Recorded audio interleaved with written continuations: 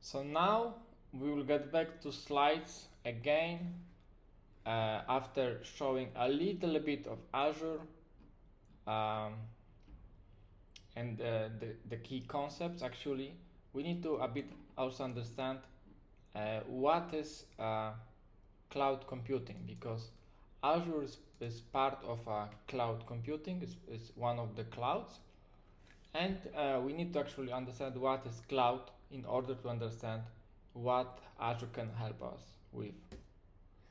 So in general, cloud computing is delivery of computing services over the internet. So just making this available to you, such as servers, storage, network databases, networking, software analytics, and intelligence, and many other things. And instead of owning and maintaining all these physical servers to have these things up and running, you can access these resources on demand from a cloud provider simply using your internet. You can think of that it's more, let's make it more to the ground, that for example, if in your house you have electricity, so you can think about cloud computing like being electricity, and instead of generating your own power, which is these days a bit popular, for example using solars, you will pay for what you use from a utility company. So then you will use cloud computing in this case. Similarly with cloud computing, you pay for the computing resources as you need them, rather than maintaining all your infrastructure, which is very, very costly, but also lots of headache, to be honest. So there are a couple of benefits. Definitely cost, because you only pay for what you use. There is no upfront infrastructure costs, which can be very, very expensive. Scalability, so you can increase or decrease resource based on demand.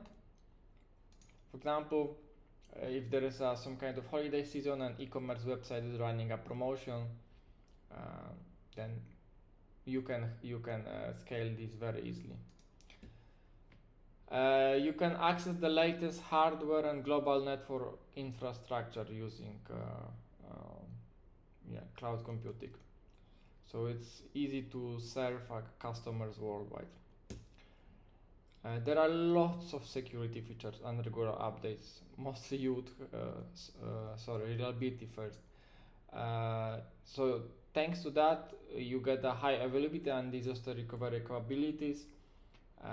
And there are many so-called SLA, service level agreements, where there is, for example, 99.99% uptime. For example, let's say a bank would require this, and we already talked about, we have seen availability zones.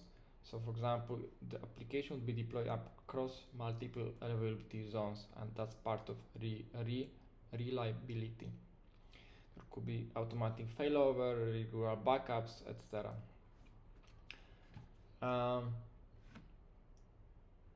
I didn't say what could be part of the performance part.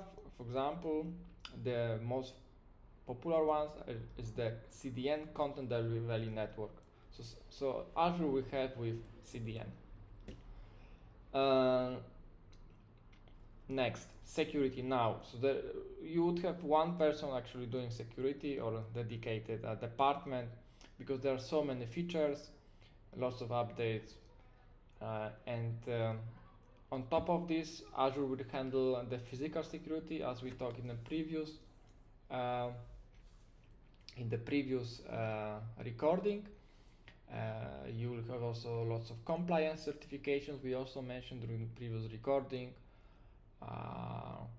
Built-in DDoS protection on the logical level, but on the physical, also on the physical layer, you also have physical security.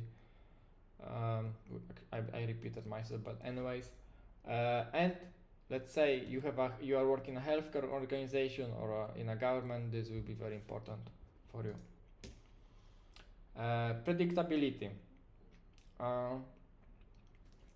consistent and performance. You can predict the cost what will be there. You know this the service is reliable through standardized infrastructure, and there's lots of automated management, so you can basically count on on the Azure in terms of performance, in terms of cost, in terms of operations. Governance. It's also a bit related to security. There are centralized tools and policies to manage, monitor, control many of the cloud resources, so you can ensure there's a compliance. Yes, I don't want to dig into Azure policy for now. Management of all these resources. Yes, it's all many things are simplified and automated. You can just click through. So we have seen Azure Portal, for example, but there's also from developers Azure CLI. We'll come later into these things. And elasticity, so you can automatically scale resources up or down based on demand. So again, it can be the example of e-commerce website that is that wants to scale back after the summer promotion. So this gives you also benefit of a cloud. This will be my next recording when I will talk about cloud service models.